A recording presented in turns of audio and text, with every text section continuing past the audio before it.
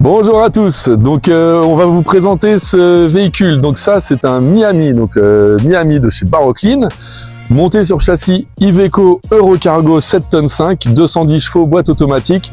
Sachez que cet équipement peut également être monté sur un châssis 10 tonnes, voire même sur un châssis 4x4. Donc ce qu'on va retrouver sur cette partie équipement. Donc là on va pouvoir commencer tout de suite par le compartiment technique.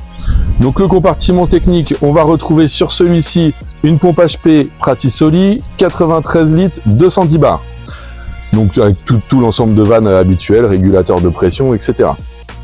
On peut monter, pour information, jusqu'à une pompe HP de 400 bars en pression, 47 litres minute. Après, seuls les tuyaux vont être modifiés. Là, on est avec du 5/8e sur ce véhicule-là, en 93 litres, mais sinon, en 47 litres, on va monter sur du demi-pouce. Ensuite, ici, on a un compartiment rangement. Hop.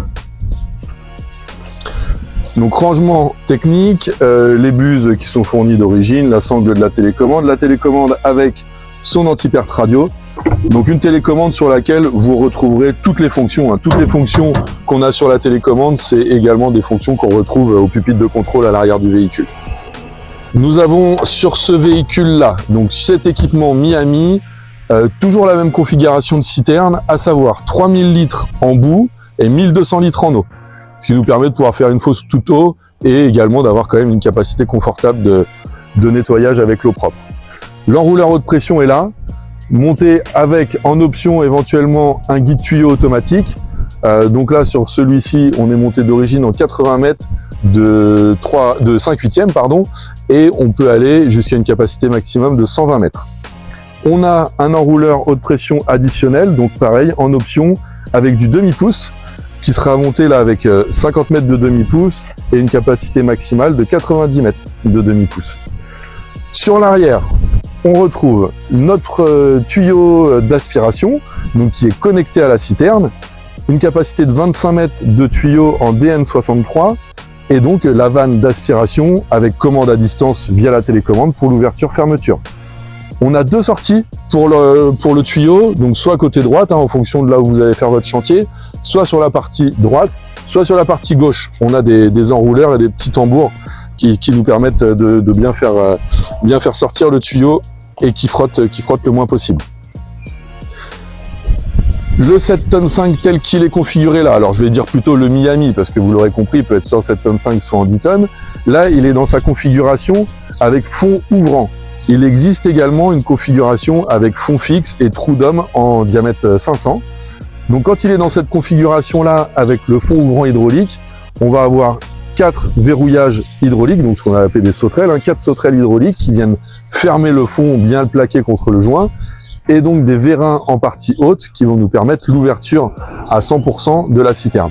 On vous fera une petite vidéo pour vous montrer l'ouverture et l'intérieur de la citerne.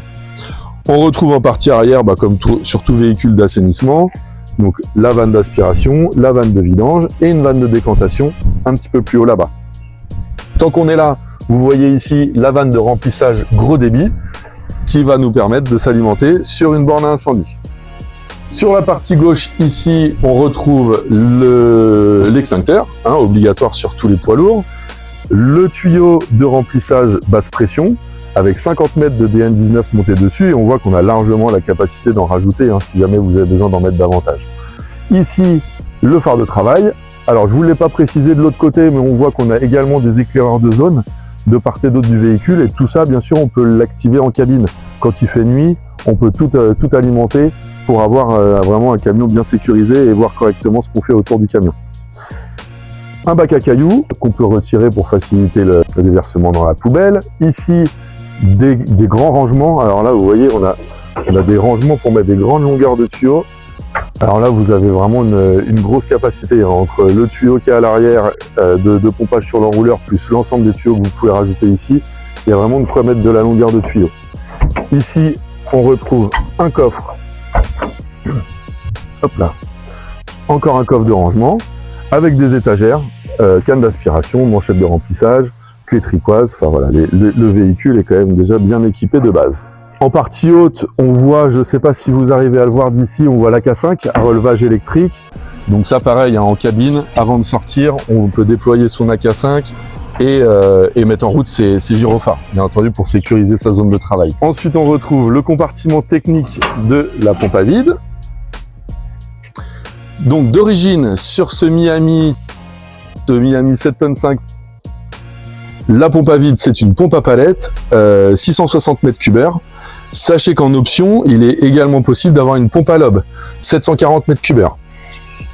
On a à distance la possibilité de piloter son aspiration-refoulement via la vanne pneumatique qui est montée ici.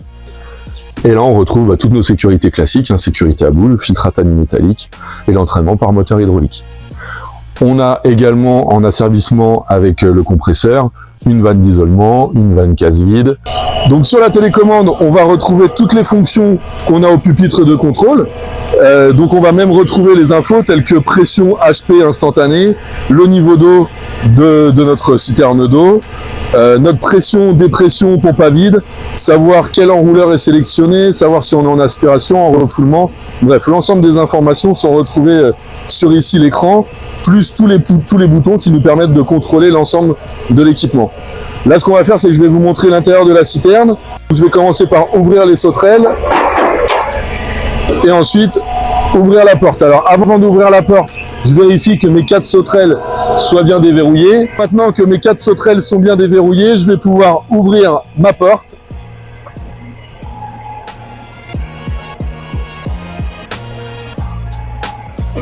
Voilà. Donc ce qui est intéressant, c'est déjà de voir plusieurs choses. Donc que ce soit l'enrouleur ou la vanne d'aspiration, les deux sont montés évidemment avec un col de cygne. On voit également qu'à l'intérieur de la citerne, on a une cloison inclinée qui nous sépare de la cuve à eau à la cuve à bout. Ça nous permet, au-delà du fait de rabaisser le centre de gravité et de mettre des brise-flots dans la cuve à eau, de pouvoir également avoir une pente naturelle directement à l'intérieur de la citerne. Donc là, pas besoin de bleinage. Quand je vais ouvrir, obligatoirement, la matière va descendre. Et ce qu'on peut constater également, c'est qu'on voit un bouchon en partie basse. Le bouchon qu'on retrouve en partie basse, il nous sert tout simplement à connecter la citerne à eau à la citerne debout. Et donc, d'avoir une capacité d'eau maximum de 4000, on va dire un petit peu plus de 4000 litres. Ok, donc maintenant, on va pouvoir refermer notre citerne. Donc je commence bien entendu par baisser mon fond et une fois que le fond sera arrivé au contact avec le joint en caoutchouc, je pourrai refermer mes 4 sauterelles. Voilà, donc là je suis bien en contact et donc je verrouille mes 4 sauterelles. Voilà, mon fond est verrouillé, mon pompage peut commencer.